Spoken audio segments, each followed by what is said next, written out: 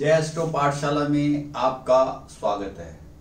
आज हम अष्टक वर्ग में बात करेंगे एकाधिपति शोधन के बारे में। थोड़ा समय पहले हम त्रिकोण शोधन की बात कर चुके हैं। अष्टक वर्ग की वीडियो थोड़ी पुरानी है। अगर आपको त्रिकोण शोधन देखना है तो थोड़ा पीछे जाकर आप त्रिकोण शोधन की वीडियो भी देख सकते हैं। तो अष्टक वर्ग में आपको जैसा कि मालूम है, जब हम एकाधिपति शोधन करते हैं तो उससे पहले हमें त्रिकोण शोधन करना होता है। पहले त्रिकोण शोधन होगा, उसके बाद एकाधिपति शोधन होगा। अभी जो कुंडली आपके सामने लगी हुई है, हम सूर्य के भिन्नाष्टक की बात कर रहे हैं और एकाधिपति शोधन में हम सूर्य को ही लेंगे और त्रिकोण शोधन में भी हमने सूर्य को लिया था। बाकी सभी ग्रहों का होगा। यदि इसमें आपको कोई दुविधा हो तो कमेंट सेक्शन में आप बता सकते हैं। कोई डिटेल आपको चाहिए तो आप उसमें डिमांड कर सकते हैं। बाकी ग्रहों का भी शोधन हम करके आपको बता सकते हैं। तो अब शुरू करते हैं एकाधिपति शोधन। मैंने आपको अभी बताया कि एकाधिपति शोधन होगा त्रिकोण शोधन के बाद। तो ये त्रिकोण शोधन के बाद सूर्य का भिन्नाष्टक है। ये चंद्र लगन की कुंडली है, कर्क राशि की। राशि में लगन में ही चंद्र बैठा हुआ है। दूसरे घर में शनि ग्रह, तीसरे में मंगल, चौथे में बुध और शुक्र, पांचवें में सूर्य, छठे में गुरु और केतु और 12वें भाव में राहु।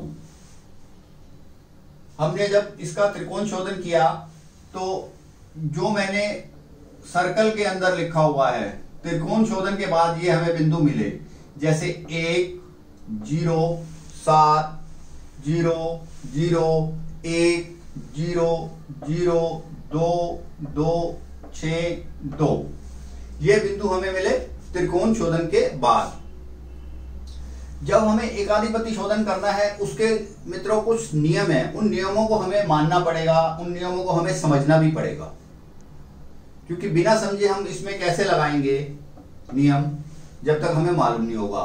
तो जैसा कि आप जानते हैं, दो राशि हैं, चंद्र और सिंह। इनको एक एक भाव का आधिपत्य मिला हुआ है। चंद्र को कर्क राशि का, सिंह को, सूर्य को सिंह राशि का। ठीक है, एकाधिपति जो इनको मिला हुआ है, एक एक राशि का मिला हुआ है। इसलिए एकाधिपति शोधन में कर्क राशि का और सिंह राशि का जो भी बिंदु होगा, कर्क राशि में जैसे 1 बिंदु है, सिंह राशि में 0 बिंदु है, इसका कोई शोधन नहीं होगा। ये एक आप कंडीशन मान लें, इसको समझ लें। दूसरा, बाकी जिन ग्रहों की 2-2 राशियां हैं, बाकी 2-2 ग्रह वाली राशि कौन कौन सी हुई? 2 ग्रह का हमारा हो गया मंगल, बुध, गुरु, शुक्र, शनि। जिनकी 2-2 राशियां हैं उनका एकाधिपति शोधन होगा। अब उसमें पहली कंडीशन ये समझते हैं, यदि किसी ग्रह की 2 राशि हैं और दोनों राशियों में ही ग्रह बैठा हुआ है, राहु केतु को इसमें नहीं लेते। राहु केतु बैठे या नहीं बैठे वो कोई महत्व नहीं रखता अष्टक वर्ग में। अभी तक जो हमने अभी तक सीखा है, राहु केतु का कोई महत्व नहीं है। मान लो जैसे मंगल की 2 राशियां हैं, मेष राशि और वृश्चिक राशि। मान लो दोनों राशि में ही ग्रह बैठ जाएं, तो उन दोनों राशियों का ग्रह शोधन नहीं होगा। एकाधिपति शोधन में वो शामिल नहीं होंगे, जैसा है वैसे ही रहेंगे। क्योंकि दोनों राशि में ग्रह आने के बाद राशि मजबूत हो गई तो उसका हम शोधन नहीं करेंगे। यह हुई हमारी पहली कंडीशन। दोनों में ग्रह हो, दोनों जो जैसे मान लो ये शुक्र की राशि 7 नंबर और शुक्र की राशि 2 नंबर, इन दोनों में यदि ग्रह बैठ जाए तो इसका शोधन नहीं होगा। जैसे शनि की राशियां हैं मकर राशि और कुंभ राशि, दोनों में ग्रह बैठ जाएं तो उसका शोधन नहीं होगा। गुरु की 2 राशियां हैं धनु और मीन, अगर इन दोनों में ग्रह बैठ जाए तो शोधन नहीं होगा। इसी प्रकार बुध की 2 राशियां हैं 3 नंबर और 6 नंबर, मिथुन और कन्या, दोनों में ग्रह यदि बैठ जाएं तो शोधन नहीं होगा। ये पहली कंडीशन हमें दिमाग में रखनी है। दूसरी कंडीशन क्या है? इन दोनों राशियों का जिनका मैंने जिक्र किया है, एक राशि में शून्य हो। जैसा कि आप यहां देख रहे हैं एग्जाम्पल में, ये तुला राशि, यहां पर शून्य, और शुक्र की दूसरी राशि, इसमें 6 नंबर। शुक्र की 2 राशि हैं, एक 2 नंबर राशि और एक 7 नंबर राशि। एक में शून्य है, एक में शून्य हो तो शोधन नहीं होगा, एकाधिपति शोधन नहीं होगा। यदि एक राशि में दोनों में से शून्य हो तो ये दूसरा नियम हमें ध्यान रखना है।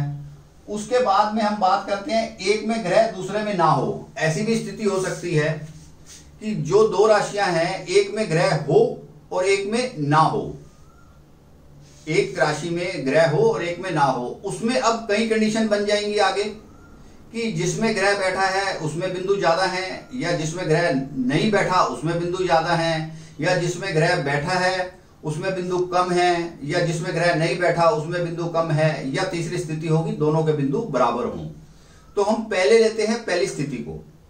पहली स्थिति क्या हुई, यदि एक में ग्रह हो, एक राशि में ग्रह हो दूसरी में ना हो, तो मान लो जिसमें ग्रह है उसके बिंदु कम हो और दूसरी राशि जिसमें ग्रह नहीं है उसके बिंदु यदि अधिक हो तो हम दोनों को समान कर देंगे।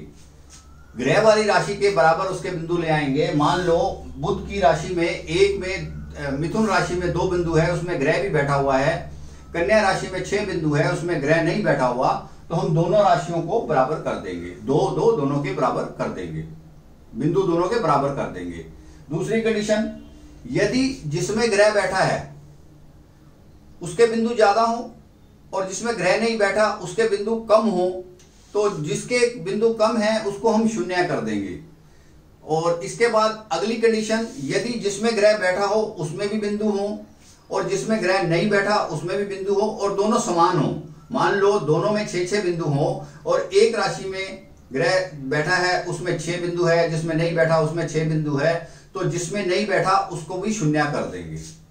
जिसमें ग्रह नहीं बैठा उसमें शून्य कर देंगे, जिसमें ग्रह बैठा है उसके उतने ही बिंदु हम एकाधिपति शोधन में ले लेंगे।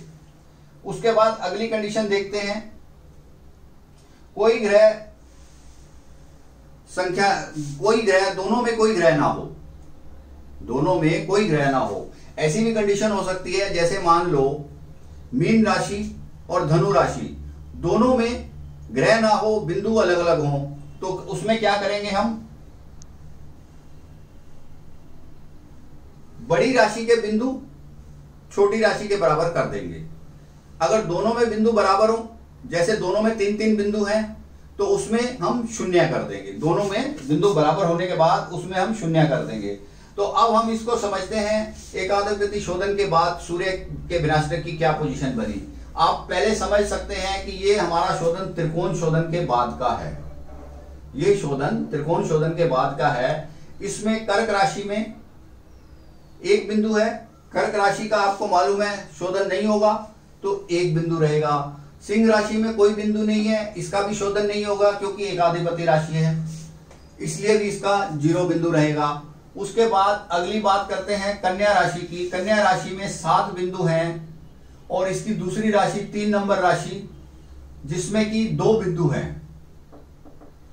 इसमें 7 बिंदु हैं और इसमें ग्रह भी बैठा है। राहु का बैठना ना बैठना मायने नहीं रखता, तो इसलिए हम क्या करेंगे, यहां पर 7 बिंदु रखेंगे, यहां पर बिंदु शून्य कर देंगे, यहां पर बिंदु हम शून्य कर देंगे। उसके बाद कन्या राशि के बाद बात आती है तुला राशि की।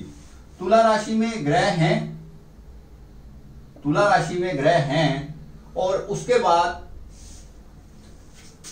वृष राशि में बिंदु हैं, ग्रह नहीं है। वृष राशि में बिंदु है, ग्रह नहीं है, तो तुला राशि के अंदर शून्य है। हमने एक कंडीशन ये लगाई है कि एक राशि में शून्य होगा तो उसका शोधन नहीं होगा, तो तुला राशि एज इट इज रहेगी 0 और वृष राशि के 6 बिंदु बने रहेंगे, क्योंकि शून्य होने की वजह से हम शोधन नहीं करेंगे। उसके बाद अगली कंडीशन आती है वृश्चिक राशि। वृश्चिक राशि 8 नंबर हुई, इसमें 0 बिंदु है और 1 नंबर राशि में 2 बिंदु हैं।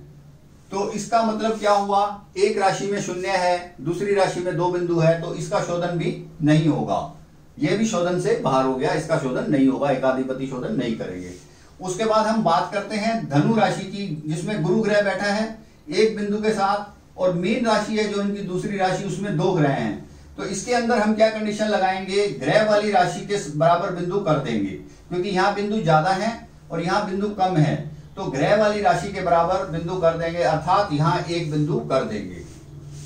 एक बिंदु दोनों में, 9 राशि में भी एक, 12 राशि में भी एक एक बिंदु रहेगा। इसका शोधन हुआ।